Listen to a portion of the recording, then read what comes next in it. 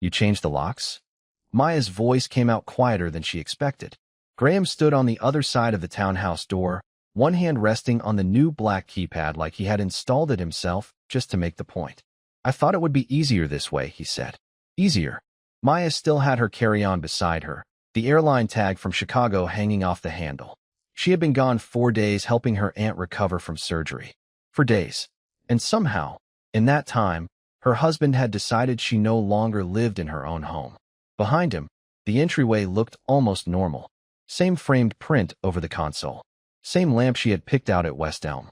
Same little bowl where they always dropped their keys. But one detail was wrong. Her keys were not in it. Then she saw the boxes. 3 of them, stacked neatly against the wall. One had MAYA written across the side in Graham's handwriting. Her stomach tightened.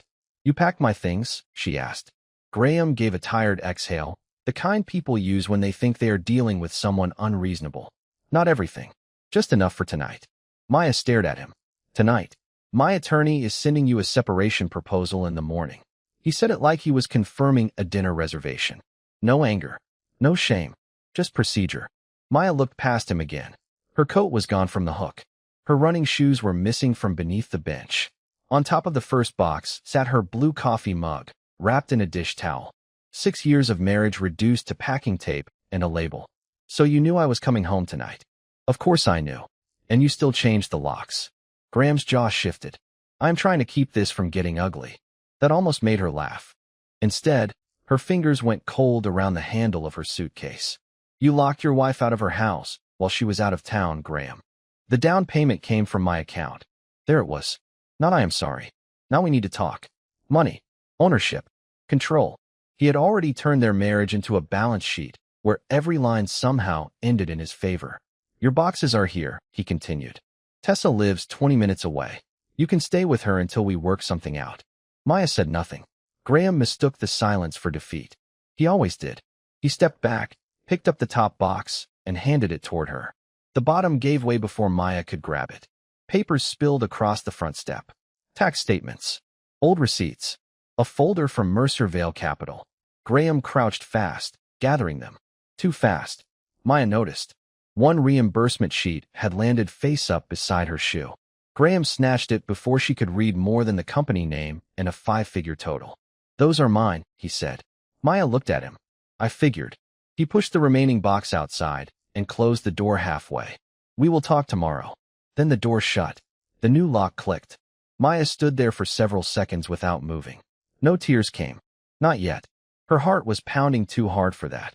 She loaded the boxes into her car, climbed behind the wheel, and stared at the house where she had spent 6 years convincing herself they were building something together.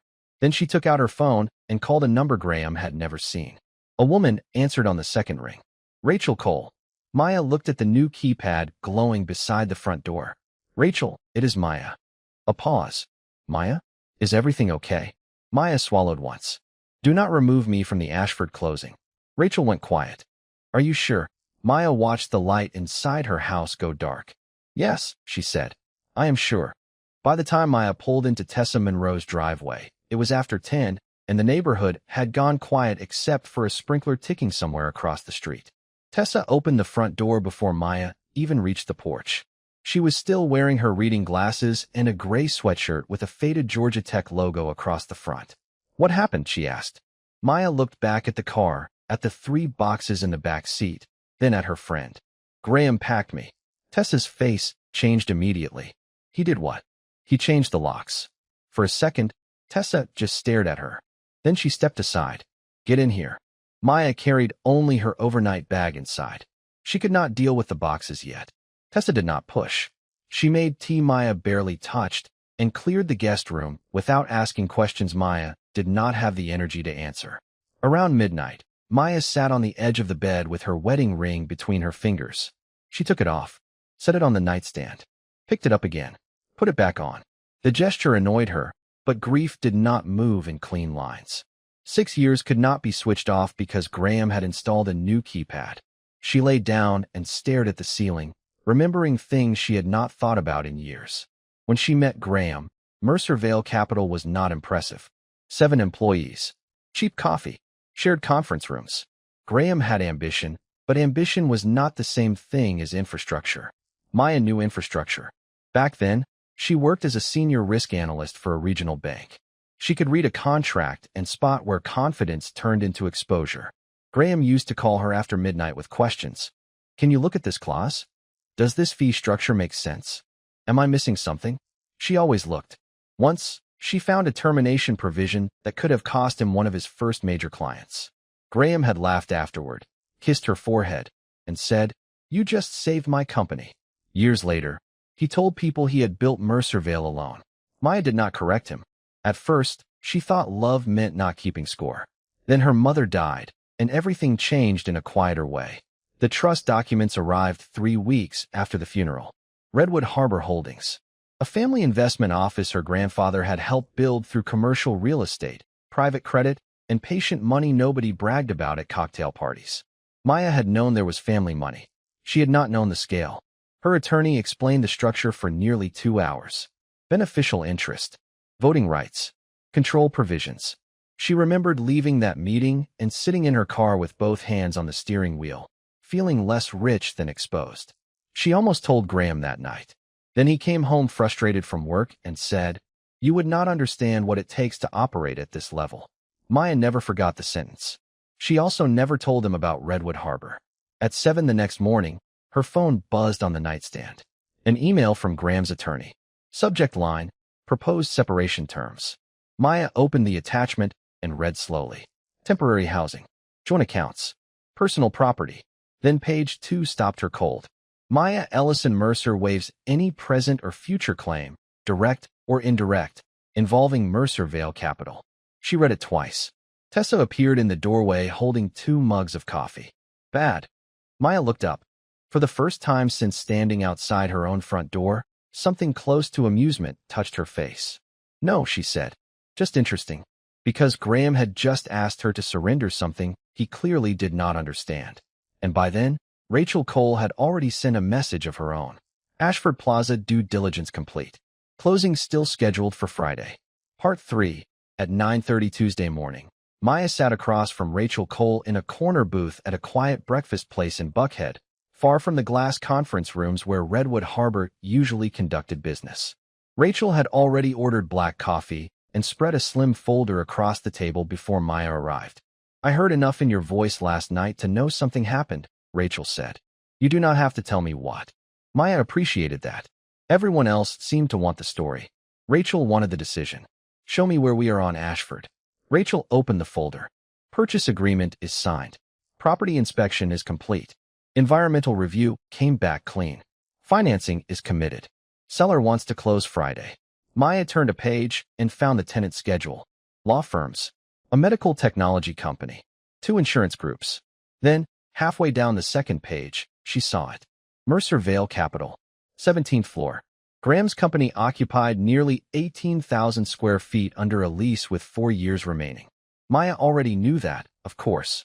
6 weeks earlier, when Redwood Harbor first brought Ashford Plaza to the investment committee, she had disclosed the connection and stepped away from the negotiations. At the time, it had seemed like the clean thing to do. Her husband's company was a tenant. She did not want anyone wondering whether that had influenced the purchase. Now Rachel watched her carefully. "We can still walk away." Maya looked up. "Would you?" "That is not what I asked." "I know." Maya studied the numbers again. 92% occupancy. Stable tenants. Strong location. Purchase price below the first appraisal. Nothing on those pages had changed because Graham had changed a lock. "If Mercervale disappeared tomorrow, would you still buy this building?" Rachel answered without hesitation. "Yes." "Then why would we walk away?" Rachel leaned back. "Because you are allowed to decide you do not want this complication in the middle of a divorce." Hearing the word divorce spoken plainly did something strange to Maya. It did not crush her. It made the situation more solid. Less like a nightmare she might wake from. "If I kill a good deal because Graham works there, then I am still organizing my life around him," she said. "I have done enough of that." Rachel gave a small nod. "Then we close Friday." Maya closed the folder. She felt no rush of revenge. No thrill at the thought of Graham paying rent to a building controlled by her family trust. Mostly, she felt tired. "Do not change his lease," she said. "No special review. No rent adjustment. Nothing. I was not planning to." I know. I need to hear myself say it. Rachel understood. Power could become ugly very quickly when somebody had just made you feel powerless. Maya did not want to become Graham simply because she finally had leverage. As she stood to leave, Rachel slid another envelope toward her. Before you go, your family lawyer asked me to give you this. Maya opened it. Inside was a copy of the deed and mortgage statement for the townhouse. 2 names appeared at the top. Graham Mercer. Maya Ellison Mercer. Her thumb rested over her own name. Graham had spoken Monday night as if the house belonged to him because he had made the original down payment. But marriage, property, and ownership were not stories a person could rewrite just because they said them with confidence. Maya slipped the papers into her bag. Her phone buzzed before she reached the door. Graham. She let it ring. A text followed. We need to handle this like adults. Maya stared at the words for a moment, then locked the screen. For years, Graham had mistaken her patience for permission. By Tuesday morning, she was beginning to understand just how expensive that mistake might become. Part 4. Maya met Jordan Price just after lunch in his office near Peachtree Street, carrying the deed Rachel had given her and the separation proposal Graham's attorney had sent that morning. Jordan read both without interrupting, then placed the documents side by side on his desk. He changed the locks while you were away? He asked. Yes. Did he give you written notice? No, court order. No. Jordan tapped the deed with one finger. Then Graham can believe whatever he wants about the down payment. Your name is still here. Maya looked at the paper. Seeing her name in black ink felt different now. Not comforting.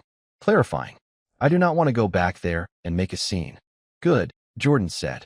Because you do not need to. He explained that changing a lock did not erase her ownership interest, and it did not give Graham the right to decide, by himself, when she could access personal property inside a shared marital home. Jordan drafted a formal notice preserving her rights, requesting scheduled access to retrieve remaining belongings, and warning both sides against moving joint assets until the separation terms were reviewed. This is not revenge, he said as he printed the final page. This is paperwork. Maya gave him a tired smile. Apparently paperwork is having a big week. Across town, Graham was having lunch with 2 Mercervale partners at a private club overlooking Midtown. He had already received a copy of Jordan's notice on his phone, but he kept the screen face down beside his plate. Luke Harrow, one of the firm's senior partners, asked casually, "How is Maya handling all this?" Graham cut into his salmon without looking up. "She will calm down." "Where is she staying?" "Probably with a friend." Graham shrugged. "Somewhere cheaper, I assume." Luke stopped chewing for half a second. Graham noticed, but kept talking. "I offered to handle this cleanly. She is making it complicated." What Graham did not know was that, at almost the same moment, Maya was sitting 3 miles away with an accountant named Priya Shah, reviewing 6 years of household records. Jordan had asked for a full financial picture before responding to the settlement proposal. Maya expected mortgages, taxes, retirement accounts, ordinary expenses. Instead, Priya kept returning to one column. "What is this?" Maya asked. Priya turned the laptop toward her. Several charges tied to Graham's corporate card had been reimbursed by Mercervale. Private dinners, club dues, a weekend hotel stay labeled client development, a portion of the renovation on Graham's home office. None of it looked dramatic by itself. Together, it formed a pattern. Maybe these were approved, Maya said. She heard herself defending him out of habit. Priya did not argue. She simply opened another file. Then the approvals should be easy to find. They were not. By late afternoon, Graham finally called Maya. This time she answered. "Your lawyer sent something ridiculous," he said before she could speak. "It is a notice, Graham. You are escalating this." Maya looked at the reimbursement spreadsheet on Priya's screen. "No, I am reading." There was a pause. Reading what? For the first time all day, Graham sounded less annoyed than alert. Maya did not answer the question. "Have your attorney speak to Jordan." She ended the call and looked back at Priya. One reimbursement stood out from the rest. $12,400. Description: Executive Client Development. Date: the same weekend Graham had told Maya he was visiting his sick father in North Carolina. Priya clicked the supporting document. The receipt was not from North Carolina. It was from a luxury hotel in Savannah, and Mercervale had paid for it. Part 5. Priya did not make a dramatic face when the Savannah receipt appeared on the screen. She just leaned closer and read the line items twice. "This needs to go to Jordan," she said. Maya kept looking at the date. Graham had called her from what he said was his father's house that Saturday morning. She remembered standing in their kitchen, asking whether he wanted her to send soup. He had told her not to worry. "Can we prove the expense was personal?" Maya asked. "Not from one receipt," Priya said. "But we can prove the company reimbursed it.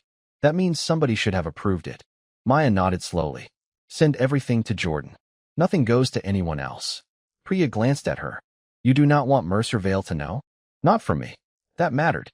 Maya was not going to turn private records into public humiliation just because Graham had humiliated her. If there was a company problem, the company could find it through proper channels. By Wednesday evening, Jordan had formally requested financial disclosures tied to the separation. By Thursday morning, Graham had convinced himself that was Maya's biggest move. It was not. At 10:30, he stepped into a conference room on the 17th floor of Ashford Plaza for what he thought was a routine tenant briefing about a pending property sale. Luke Harrow was already there, along with representatives from 2 other firms in the building. Graham took a seat, checked his phone, then looked up. Maya was standing near the windows beside Rachel Cole. For the first time all week, Graham forgot to hide his reaction. He walked straight toward her. "What are you doing here?" Maya turned. "Good morning." "Maya." His voice dropped. "This is a business meeting." "I know. Then why are you here?" Before she could answer, Rachel stepped forward. "We are about to begin." Graham looked between them. "You two know each other?" Maya said nothing. That silence irritated him more than an argument would have. He leaned closer. "Whatever this is, do not embarrass me here." Maya met his eyes. "I am not here because of you." The sentence landed harder than she expected. Graham actually stepped back. Rachel called everyone to the table and introduced herself as general counsel for Redwood Harbor Holdings, the purchaser currently under contract for Ashford Plaza. She walked through closing logistics, tenant protections, maintenance continuity, and lease administration. Graham listened with half his attention. The other half stayed fixed on Maya. Then Rachel said, "Ms. Ellison is attending today on behalf of the controlling family trust." The room did not erupt. Nobody gasped. That was not how real business meetings worked. But Graham went completely still. His pen stopped moving. Luke looked at Maya, then at Graham. "Your family trust?" Graham asked. Rachel continued speaking as if he had not interrupted. Maya did not answer until the meeting ended. Graham caught her in the hallway before the elevator. "How much?" he asked. Maya frowned. "What? How much money have you been hiding from me?" There it was. Not why did you never feel safe enough to tell me? Not what did I miss? Money. Again. Enough that this conversation should never have been about money, Maya said. Graham gave a short, humorless laugh. "You lied to me for 6 years." Maya felt that one. Because part of it was true. She had kept something enormous from him. But before she could answer, Rachel stepped out of the conference room, holding her phone. "Maya, the seller just agreed to move closing up." Graham looked over. Rachel continued, 9 o'clock tomorrow morning. Maya understood before Graham did. Friday. Rachel gave her a careful look. "If you want out, this is the last clean chance." Maya glanced at Graham. He was waiting for her answer like it still belonged to him. "We close," she said.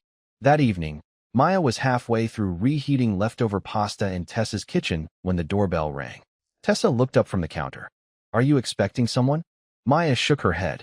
Tessa checked the porch camera, then turned the screen toward her. Graham stood outside in a dark coat, holding a document envelope under one arm. No flowers. No apology written across his face. Just paperwork. Maya almost laughed at how predictable that was. "I can tell him to leave," Tessa said. "No. I will talk to him." Graham waited on the porch while Maya stepped outside and pulled the door closed behind her. For a moment, neither of them spoke. He looked different from the man who had blocked his own doorway 3 nights earlier. Not broken. Not humbled. Just unsettled. "I brought a revised proposal," he said. Maya looked at the envelope. "Of course you did." Graham ignored the comment. "I spoke to my attorney. I am willing to let you keep the townhouse." "Let me." His mouth tightened. "That is not what I meant." "It is exactly what you meant." He handed her the envelope anyway. Maya opened it under the porch light. The terms were cleaner than the first version. Graham would transfer his interest in the house. Maya would receive a larger share of one joint investment account. In return, she would sign a confidentiality agreement. waive any claim involving Mercervale Capital, and agree that Redwood Harbor would not use its ownership position at Ashford Plaza to interfere with Mercervale's lease or business operations. Maya read the last section again. There it is. There what is? The reason you came. Graham rubbed a hand over the back of his neck. I am trying to protect my company. Exactly. And what is wrong with that? Nothing. But do not stand on my friend's porch and pretend this is about fixing our marriage. Graham looked away toward the street. A car passed slowly, headlights moving across his face. I handled Monday badly. Maya waited. Badly? I was angry. You hired someone to change the locks before I landed. I said I handled it badly. She folded the papers. Cruel would be another word. He did not answer. The silence stretched long enough for Maya to hear Tessa moving dishes inside. Then Graham softened his voice. We do not have to destroy each other over this. Maya looked at him carefully. 3 days ago, that sentence might have reached her. Tonight, it sounded like negotiation language. If you had known about Redwood Harbor last Sunday, she asked, would you have changed the locks on Monday? Graham opened his mouth, then stopped. Maya watched him search for the answer that would save him. He could not find one. That was all she needed. She pulled off her wedding ring. No hesitation this time. She set it on top of his revised proposal and placed the envelope back in his hands. Graham stared at the ring. Maya, take it. You are really doing this? She almost reminded him that he had started it. Instead, she said, I am finally paying attention. Graham's phone buzzed. He glanced down automatically. Maya caught only the sender before he turned the screen away. Luke Harrow. Urgent. Graham declined the call. I need your answer before morning. You have it. Maya went back inside. Graham stayed on the porch for another minute before walking to his car. The next morning, he arrived at Ashford Plaza earlier than usual, expecting to deal with the closing through lawyers. Instead, the receptionist handed him a white envelope before he reached the elevators. This came for all tenants, she said. Graham tore it open while standing in the lobby. Across the top, in clean black letters, were 4 words he had hoped not to see. Redwood Harbor Holdings. Ownership Transition Notice. Part 7. At 9:07 Friday morning, Graham was still standing in the Ashford Plaza lobby when the second page of the notice finally made sense. The sale had closed. Redwood Harbor Holdings was now the legal owner of the building. He read the paragraph twice, then walked straight to the elevators without acknowledging the receptionist.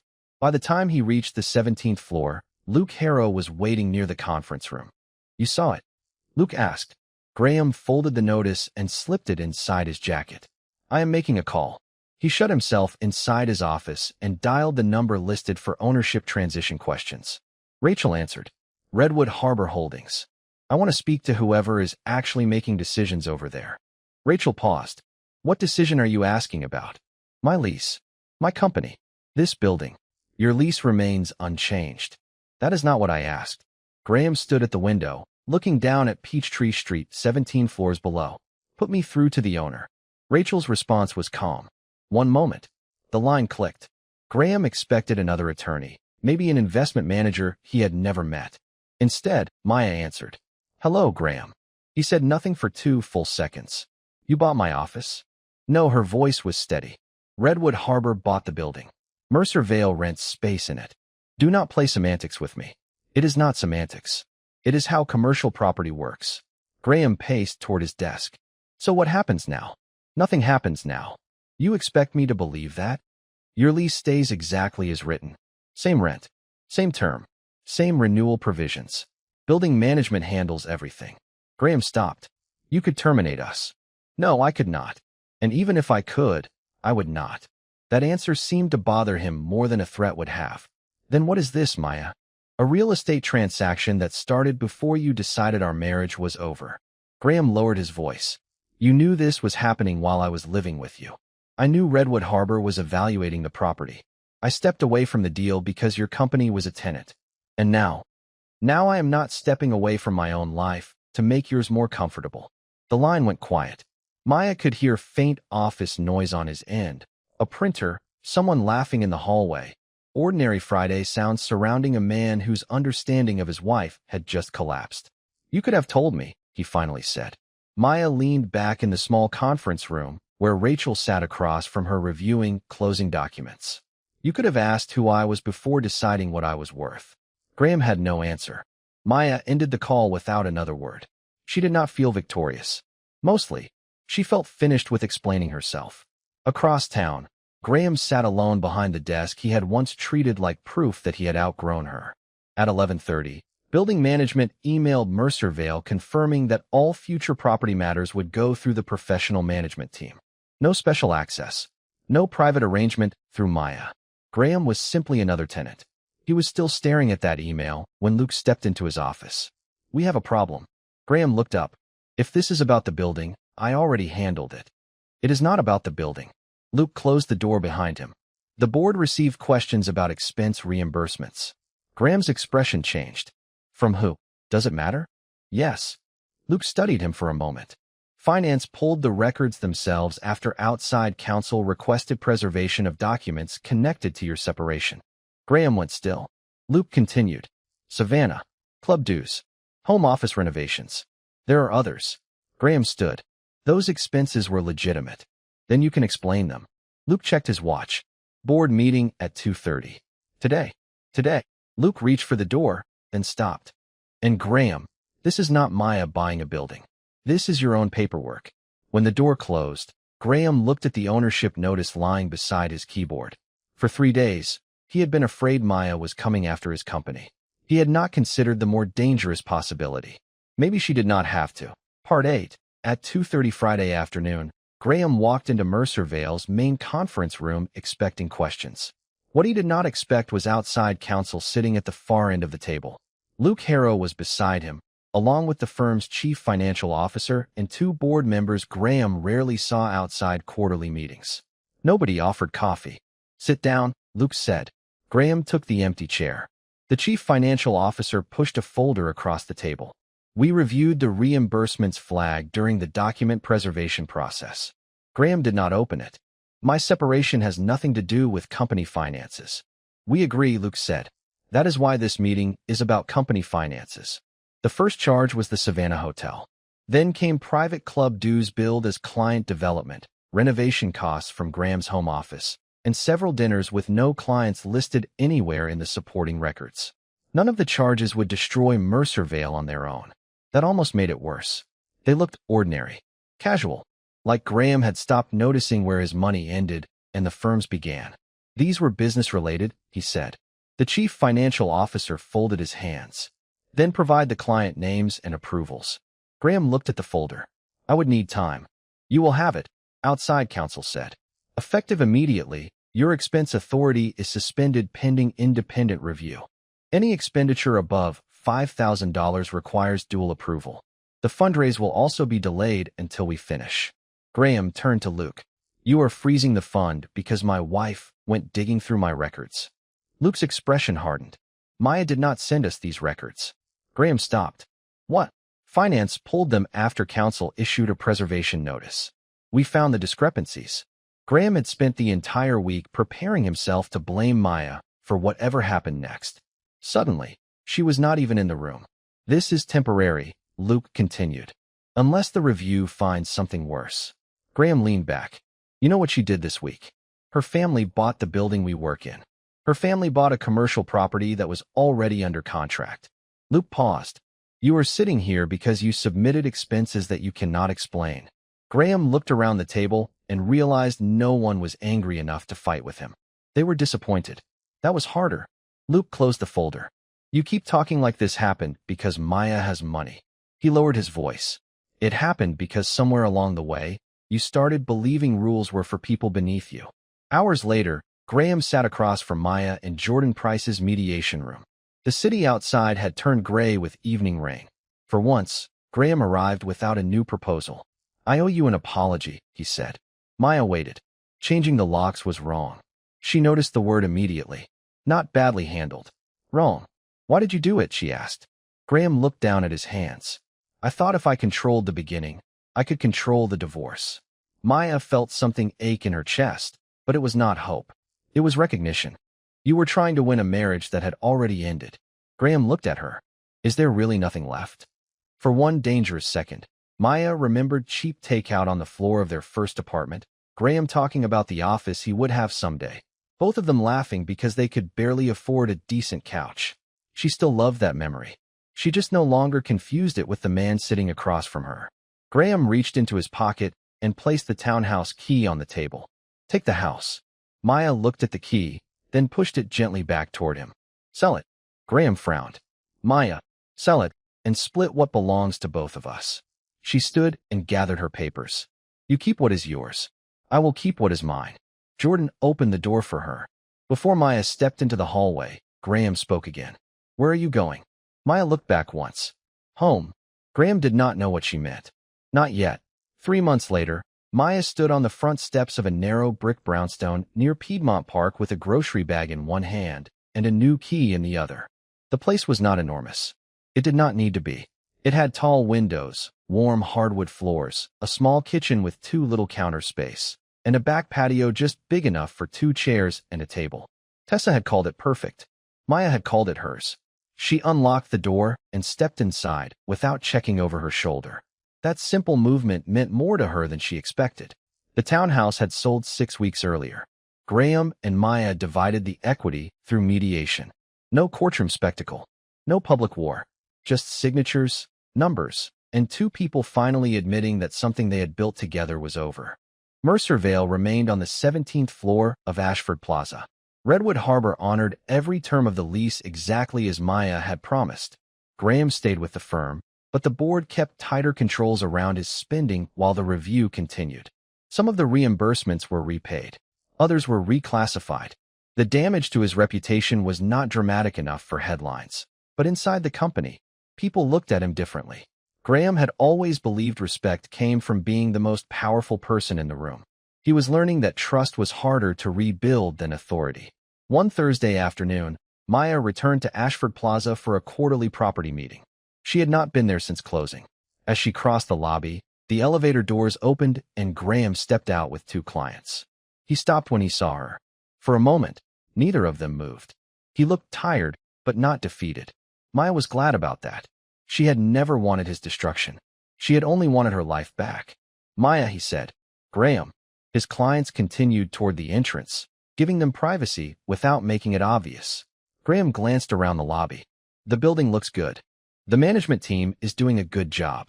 He gave a small nod. I heard Redwood Harbor renewed the technology firm upstairs. They wanted another 5 years. Another pause. Then Graham said, I used to think you stayed because you needed me. Maya looked at him carefully. Months earlier, that sentence might have made her angry. Now it simply sounded sad. I stayed because I chose you, she said. Those are not the same thing. Graham lowered his eyes. I know that now. Maya believed him. She also knew understanding something too late did not make it less true. They said goodbye without promises, without bitterness, and without trying to turn regret into another chance. That evening, Maya was unpacking takeout in her new kitchen when Tessa called. Please tell me you are not spending another Friday organizing financial reports. Maya laughed. I am eating Thai food and doing absolutely nothing productive. Finally, growth. Maya carried her dinner to the back patio. The city sounded different from there. Softer. Maybe the city had not changed at all. Maybe she had. For years, Maya thought security meant having a husband, a house, a plan, and someone beside her who promised he was staying. Then one locked door taught her something no marriage counselor, attorney, or investment statement ever could. A home was not the place someone allowed you to enter. Power was not having enough money to punish people who hurt you. And dignity was not proving you could hurt them back. Real freedom was knowing that when someone decided your value depended on what they controlled, you could stop asking them for permission to see your own worth. Maya reached into her pocket and felt the new key between her fingers. This time, no one had given it to her. No one could take it away. She had chosen the door herself.